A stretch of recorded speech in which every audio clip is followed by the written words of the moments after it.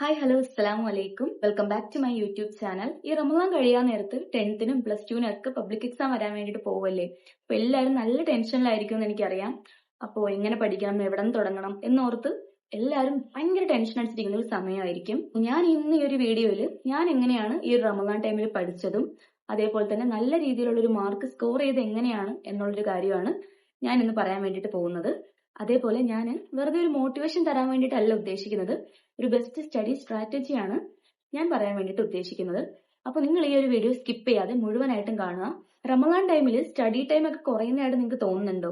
അല്ലെങ്കിൽ ഒട്ടും എനർജറ്റിക് ആവാതിരിക്കുക, അല്ലെങ്കിൽ എനിക്ക് പഠിക്കാനൊന്നും പറ്റുന്നില്ല, ഫുഡ് കഴിക്കാത്തതുകൊണ്ട് തന്നെ എനിക്ക് ഒട്ടും എനർജി ഇല്ല എന്നൊക്കെ വിചാരിച്ചിരിക്കുന്നവരാണോ നിങ്ങൾ? ഞാൻ ഒരു കാര്യം പറയട്ടെ, സത്യത്തില് റമദാന് ഡിസ്ട്രാക്ഷൻ കുറയാണ് ചെയ്യുന്നത്. ഈ ഒരു ടൈം നിങ്ങൾക്ക് സ്റ്റഡി ചെയ്യാനായിട്ട് ഒരു ബെസ്റ്റ് ടൈം തന്നെയാണ്. നിങ്ങൾ അത് കറക്റ്റ് ആയിട്ട് യൂസ് ചെയ്യുകയാണെന്നുണ്ടെങ്കിൽ. നമ്മൾ നോർമലി പഠിച്ചു വരുന്ന ഒരു റുട്ടീൻ ഉണ്ട്. ഇപ്പൊ ഞാൻ തന്നെയാണെങ്കിലും ഇപ്പൊ മോർണിംഗ് എണീറ്റ് പഠിക്കുന്നു, അതിനുശേഷം നമുക്കൊരു റിലാക്സ് എന്നോണം രാവിലത്തെ ബ്രേക്ക്ഫാസ്റ്റ് കഴിക്കുന്നു, ഇടയ്ക്ക് വെള്ളം കുടിക്കുന്നു, പിന്നെ ഒരു ഉച്ചവരെ പഠിക്കുന്നു, ഉച്ചയ്ക്ക് പിന്നും ലഞ്ച് കഴിച്ച് പിന്നെ ഒന്ന് എനർജറ്റിക് ആയി കുറച്ചു നേരമൊക്കെ ഒന്ന് റെസ്റ്റ് എടുത്ത് വൈകുന്നേരം പഠിക്കുന്നു. ആ ഒരു റുട്ടീനിൽ പോകാൻ നേരത്ത് പെട്ടെന്നാണ് റമദാൻ വരുന്നത്. അപ്പൊ നമുക്ക് ഫുള്ള് നമ്മൾ അഴിച്ചു പണിയേണ്ടി വരും, നമ്മുടെ ആ ഒരു സ്റ്റഡി പ്ലാനും എല്ലാം. അപ്പൊ ഞാൻ ഒരു കാര്യം പറയട്ടെ, വിശപ്പ് നിങ്ങൾക്ക് കൺട്രോൾ ചെയ്യാൻ പറ്റുമെന്നുണ്ടെങ്കിൽ ഇത്തരത്തിലുള്ള എല്ലാ ഡിസ്ട്രാക്ഷൻസിൽ നിന്നും മാറി നിൽക്കാനും നമുക്ക് പറ്റും. അല്ലെങ്കിൽ കറക്റ്റ് ആയിട്ട് പഠിക്കാനും മാർക്ക് മേടിക്കാനും ഒക്കെ നമുക്ക് പറ്റും. അതിനുള്ള ഒരു മോട്ടിവേഷൻ നമുക്ക് കിട്ടേണ്ടതുണ്ട്, അല്ലേ? നിങ്ങളിപ്പോ മോർണിംഗിൽ പഠിക്കുന്ന ആളാവട്ടെ അല്ലെങ്കിൽ നൈറ്റ് പഠിക്കുന്ന ആളാവട്ടെ, അപ്പോൾ ആരായാലും ഈ ഒരു റുട്ടീൻ നിങ്ങൾ ഫോളോ ചെയ്ത് നോക്ക്, ഉറപ്പായിട്ട് നിങ്ങൾക്ക് റിസൾട്ട് ഉണ്ടാവും. ഇടത്താഴം കഴിക്കാൻ വേണ്ടിയിട്ട് നിങ്ങൾ എണീക്കുകയാണെങ്കിൽ നോർമലി ഉള്ള ഡേയ്സിലൊക്കെ എങ്ങനെയായിരിക്കും? ഇപ്പൊ ഒരു 10th-കാരെ സംബന്ധിച്ചിടത്തോളം ഉമ്മ വന്നിട്ട് കതവി തട്ടുന്നു, ഫുഡായി എന്ന് പറയുന്നു, അപ്പത്തേക്ക് എണീറ്റ് പോകുന്നു, കണ്ണും അടച്ച് പാതി ഉറക്കത്തിലിട്ട് ഫുഡ് കഴിക്കുന്നു, പോയി കിടന്നുറങ്ങുന്നു, അങ്ങനെയായിരിക്കും. പക്ഷെ ആ ഒരു ശീലം മാറ്റിയിട്ട് ഇപ്പോ സപ്പോസ് നിങ്ങൾ ഫുഡ് കഴിക്കാൻ നോർമലി എണീറ്റോണ്ടിരുന്നത് ഇപ്പൊ ഒരു 5 മണിക്കാണെന്നിരിക്കട്ടെ, നിങ്ങൾ ഒരു 4:30 ആകുമ്പോൾ എണീക്കുക. 4:30 ആകുമ്പോൾ എണീറ്റ് ഒന്ന് ഫ്രഷ് ആയി പല്ലൊക്കെ തേച്ച് ചായയൊക്കെ കുടിച്ച് ഇരിക്കാൻ നേരത്ത് കുറച്ചൊന്ന് ഫ്രഷ് ആവും. അപ്പൊ കണ്ണൊക്കെ ഒന്ന് തുറന്നു വരും. പിന്നെ നമ്മൾ ഫുഡെല്ലാം കഴിച്ചതിന് ശേഷം ആ ഒരു ടൈം, ആ ഒരു ഫജർ കഴിഞ്ഞുള്ള ആ ഒരു ടൈമാണ് ദ ബെസ്റ്റ് ടൈം പഠിക്കാനായിട്ട് ഈ ഒരു നോമ്പ് ടൈമിൽ. കാര്യം അപ്പോഴായിരിക്കും നമുക്ക് എനർജി ഉണ്ട്, നമ്മൾ ഫുഡ് കഴിച്ച് ഫുഡ് എന്നുള്ള എനർജി ഉണ്ട്, നമ്മൾ നിറയെ വെള്ളം കുടിച്ച് അതിനുള്ള എനർജി ഉണ്ട്. അപ്പൊ ആ ഒരു എനർജിയിൽ നമുക്ക് ഇഷ്ടം പോലെ നേരം പഠിക്കാനായിട്ട് പറ്റും. അപ്പൊ ആ ഒരു ടൈമിൽ തന്നെയാണ് നിങ്ങൾ ഏറ്റവും കൂടുതലും ഹാർഡ് ആയിട്ടുള്ള ടോപ്പിക്സ് പഠിക്കേണ്ടത്. ഡെയിലി 15 മണിക്കൂറൊന്നും പഠിക്കേണ്ട ആവശ്യമില്ല. അപ്പൊ നിങ്ങൾക്ക് ഏറ്റവും പാടുള്ള സബ്ജക്ട്, ഇപ്പൊ ഫിസിക്സ് ആണോ മാത്സ് ആണോ ഏതാണ് പാടെന്ന് വെച്ചാൽ ആ ഒരു സബ്ജക്ട് എടുത്തിട്ട് അതില് സിലബസ് വെച്ച് നിങ്ങൾ പഠിക്കുക. എപ്പോഴും സിലബസ് വെച്ച് പഠിക്കുന്നത് നല്ലതായിരിക്കും. മാക്സിമം നിങ്ങൾക്ക് എത്ര മണി വരെ പഠിക്കാൻ പറ്റും? ഇപ്പൊ ഒരു 6 മണിക്കൊക്കെയാണ് നിങ്ങൾ സ്റ്റാർട്ട് ചെയ്യുന്നതെങ്കിൽ ഒരു 9 മണി വരെയൊക്കെ ഒരു 3 to 4 മണിക്കൂർ ആ ഒരു ടൈമിൽ നിന്ന് പഠിക്കുക. ഓക്കെ. അതേപോലെ രാവിലെ കുറെ ചോറും അതും ഇതൊക്കെ വാരി വലിച്ച് കഴിക്കാതിരിക്കുക. നല്ല പ്രോട്ടീനും ഫൈബറും ഒക്കെ ഉള്ള ഫുഡ് കഴിക്കുക. ഇനിയിപ്പോ ചോറ് കഴിച്ചേ മതിയാവുന്നാണെങ്കിൽ അതിന്റെ കൂടെ വെജിറ്റബിൾസും അതേപോലെ എഗ് ഒക്കെ കഴിക്കാൻ വേണ്ടിയിട്ട് ശ്രമിക്കുക. ആ ഒരു സ്റ്റഡിക്ക് ശേഷം നിങ്ങൾ എന്ത് ചെയ്യുക? കുറച്ചു നേരം പോയി കിടന്ന് ഉറങ്ങുക. ഉറങ്ങിയതിന് ശേഷം ഉച്ചയാകുമ്പോഴത്തേക്കും എണീക്കുന്നത്. പിന്നെ ഉച്ചയ്ക്ക് എണീറ്റിട്ട് നേരെ ആദ്യം തന്നെ പോയി ചെയ്യാം, പോയി ഒന്ന് കുളിക്കും. തലേന്ന് വെള്ളം ഒഴിച്ച് കുളിക്കാൻ നേരത്ത് കുറച്ച് ഫ്രഷ് ആവും. കുളിച്ചിട്ട് വന്ന് ലോഹറൊക്കെ നിസ്കരിച്ചതിന് ശേഷം എന്ത് ചെയ്യുക? ആ ഒരു ടൈമിൽ പഠിക്കുക. അപ്പൊ ഒരു 2 മണി മുതൽ ഒരു 5 മണി വരെയൊക്കെ പഠിക്കുക. അപ്പോഴും ഒരു 3 മണിക്കൂറോളം പഠിക്കുക. ആ ഒരു സമയത്ത് കുറച്ചും കൂടി ഈസി ആയിട്ടുള്ള ടോപ്പിക്സുകൾ പഠിക്കാൻ വേണ്ടി ശ്രമിക്കുക. ആ ഒരു 3 മണിക്കൂർ നല്ലതായിരിക്കും. കാര്യം നിങ്ങൾ ഉച്ചയ്ക്ക് കുളിച്ചൊക്കെ വരാൻ നേരത്ത് ആ ഒരു ഫ്രഷ്നെസ് കാണും.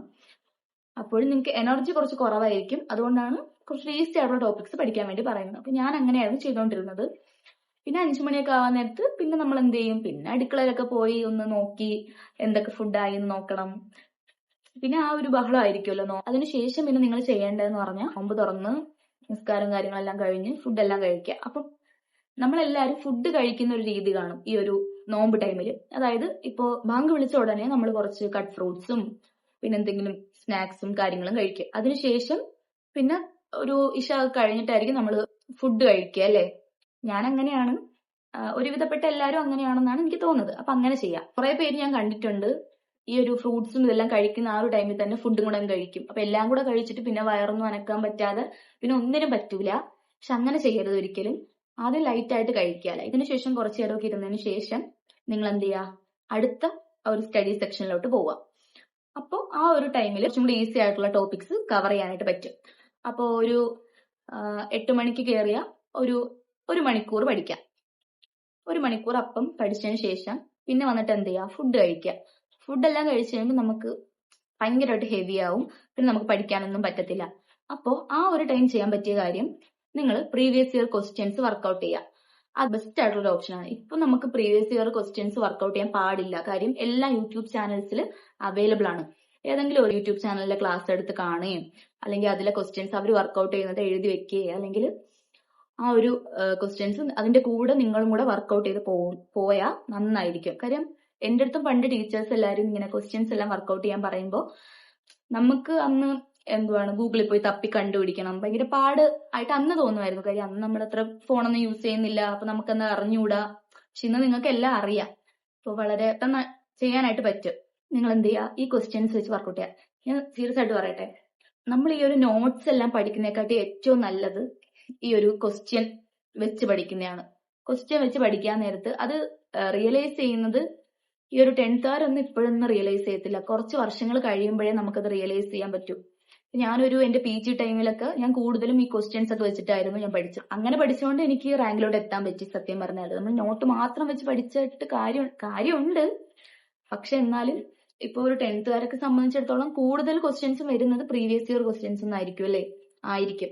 അപ്പൊ നിങ്ങൾ കൂടുതലും യൂട്യൂബ് ക്ലാസ്സസ് കണ്ടിട്ട് അതിൽ നിന്ന് ക്വസ്റ്റ്യൻസ് എല്ലാം വെച്ച് പഠിക്കാൻ വേണ്ടി ശ്രമിക്കുക. അപ്പം ആ ഒരു ടൈമിൽ നിങ്ങൾ ക്ലാസ് ഒക്കെ കണ്ട് പ്രീവിയസ് ഇയർ ക്വസ്റ്റ്യൻസ് ഒക്കെ വർക്ക്ഔട്ട് ചെയ്യുക. അങ്ങനെ ഈ ഒരു റുട്ടീൻ നിങ്ങൾ ഫോളോ അപ്പ് ചെയ്താൽ നന്നായിരിക്കും.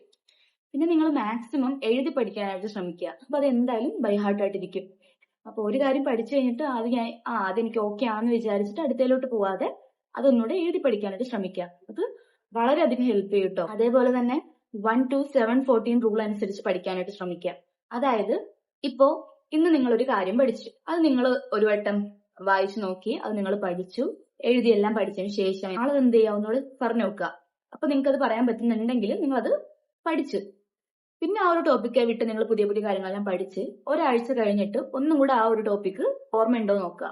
അത് കഴിഞ്ഞ് പിന്നെ ഒരു 14 ദിവസം കഴിയാൻ നേരത്ത് വീണ്ടും ആ ടോപ്പിക്ക് പഠിക്കുക.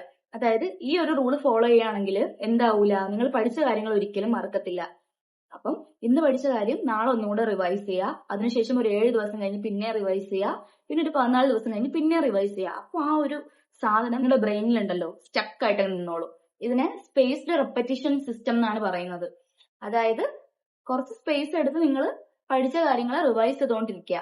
അപ്പൊ നിങ്ങളുടെ മൈൻഡിൽ അത് എന്ത് ചെയ്യും, സ്റ്റേബിൾ ആയിട്ട് നിന്നോളും. അത് എവിടെയും മറന്നു പോകത്തില്ല.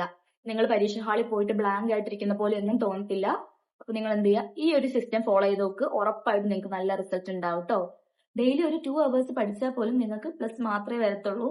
ഓക്കെ, അവൻ 10 മണിക്കൂർ പഠിക്കുന്നു അല്ലെങ്കിൽ അവള് 5 മണിക്കൂർ പഠിക്കുന്നു എന്ന് പറഞ്ഞ് നിങ്ങൾ എനിക്ക് അത്രയും പഠിക്കാൻ പറ്റുന്നില്ലല്ലോ എന്ന് ഓർത്ത് ഒരിക്കലും വിഷമിക്കരുത്. ഞാൻ അങ്ങനെ വിഷമിച്ച ഒരാളായിരുന്നു. കാര്യം ബാക്കിയുള്ളവരെല്ലാം പാതിരാത്രിയൊക്കെ ഇരുന്ന് പഠിക്കും, രാവിലെ വെളുപ്പിന് നേരത്തെ എണീറ്റിരുന്ന് പഠിക്കും. അപ്പൊ ഒരുപാട് ടൈം പഠിക്കുന്ന കാണുമ്പോൾ ഞാൻ സ്റ്റിൽ കൺഫ്യൂസ്ഡ് ആവും. എനിക്ക് അത്രയും നേരം പഠിക്കാനില്ലല്ലോ, ഞാൻ എന്താ അത്രയും നേരം പഠിക്കാന്നൊക്കെ ഞാൻ ആലോചിക്കാറുണ്ടായിരുന്നു. പക്ഷെ റിസൾട്ട് വന്നപ്പോഴാണ് എനിക്ക് മനസ്സിലായത് അത്രയും നേരം പഠിച്ചവരെക്കാട്ടിയും എനിക്ക് മാർക്ക് കൂടുതൽ ഉണ്ടായിരുന്നു. അപ്പോ എത്ര നേരം പഠിക്കുന്നു എന്നുള്ളതിൽ കാര്യമില്ല, എത്ര നിങ്ങൾ മനസ്സിലാക്കി പഠിക്കുന്നു എന്നുള്ളതിലാണ് കാര്യം. ഒരു ദിവസം നിങ്ങൾ പഠിച്ച കാര്യം പിന്നെ നിങ്ങൾ ഒരു മാസത്തേക്ക് തുറന്നു നോക്കാതിരിക്കരുത്. നിങ്ങൾ ഉറപ്പായിട്ടും മറന്നു. എത്രത്തോളം നിങ്ങൾ റിവൈസ് ചെയ്യുന്നോ അത്രത്തോളം നിങ്ങൾക്ക് അത് ഹെൽപ്ഫുൾ ആയിരിക്കും. എന്റെ ക്ലാസ്സിൽ പഠിച്ചിരുന്ന ഒരുപാട് പേര് പറയുമായിരുന്നു, ഞാൻ രാത്രിയിൽ ഇത്രയും നേരം ഇരുന്ന് പഠിച്ചു, അല്ലെങ്കിൽ ഞാൻ വെളുപ്പിന് 3 മണി വരെയൊക്കെ ഇരുന്ന് പഠിച്ചിട്ടുണ്ട്. എന്നിട്ട് പറയുന്നത് ഇത്രയും നേരം ഇരുന്ന് പഠിച്ചിട്ടും എക്സാം ഹാളിൽ വന്നിട്ട് ക്വസ്റ്റ്യൻ കിട്ടിയപ്പോൾ ഫുള്ള് ബ്ലാങ്ക് ആയി പോയി, ഞാൻ പഠിച്ചെല്ലാം മറന്നുപോയി, അയ്യോ എന്റെ ഇവിടെ ഉണ്ട് പക്ഷെ ഞാൻ മറന്നുപോയി. ഇങ്ങനെ പറയുന്ന കുറെ പേര് ഞാൻ കേട്ടിട്ടുണ്ട്. എന്റെ ഒരു പ്ലസ് പോയിന്റ് ആയിട്ട് എനിക്ക് എപ്പോഴും തോന്നിയിട്ടുള്ള കാര്യം, ഞാൻ എക്സാം ഹാളിൽ പോയിട്ട് അങ്ങനെ ബ്ലാങ്ക് ആയിട്ട് ഇരിക്കാറില്ല. എക്സാമിന് വേണ്ടി നമ്മൾ കുറച്ച് കാര്യങ്ങൾ പഠിക്കുമല്ലോ, ആ കാര്യങ്ങൾ ഞാൻ മറക്കാറില്ല. അതിന് കാരണം ഞാൻ റിവിഷൻ ചെയ്യും, നല്ലതുപോലെ റിവിഷൻ ചെയ്യും. ഞാൻ ഇന്നൊരു കാര്യം പഠിച്ചാൽ ഞാൻ പിന്നെ ആ ഒരു കാര്യം എക്സാമിന്റെ തലേ നല്ല തുറന്നു നോക്കുക, ഞാൻ അത് പിന്നെയും റിവിഷൻ ചെയ്യാറുണ്ട്. അപ്പോൾ റിവിഷൻ ചെയ്യുന്നത് വളരെ നല്ലൊരു കാര്യമായിട്ടാണ് എനിക്ക് തോന്നിയിട്ടുള്ളത്. അപ്പൊ നിങ്ങളും അത് ചെയ്യുക.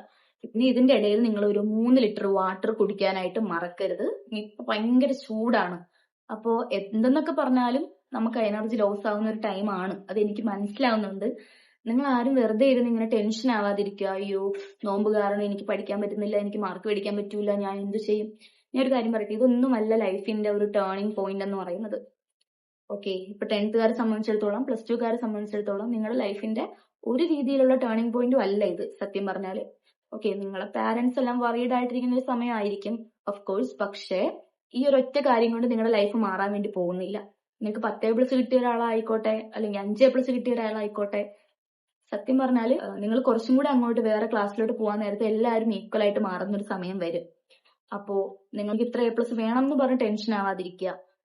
അപ്പൊ എല്ലാവർക്കും ഈ ഒരു വർഷത്തെ എക്സാംസ് എളുപ്പമാവട്ടെ എന്ന് ഞാൻ ആശംസിക്കുന്നു. 10th-നും +2-നും ഡിഗ്രിക്കാർക്കും PG-ക്കാർക്കും എല്ലാവർക്കും എക്സാംസ് എളുപ്പമാവട്ടെ. നീറ്റിന് വേണ്ടി പ്രിപ്പയർ ചെയ്യുന്നവർക്കും നല്ല മാർക്കോടുകൂടി വിജയിക്കാൻ പറ്റട്ടെ എന്ന് ഞാൻ ആശംസിക്കുന്നു. അസ്സലാമു അലൈക്കും.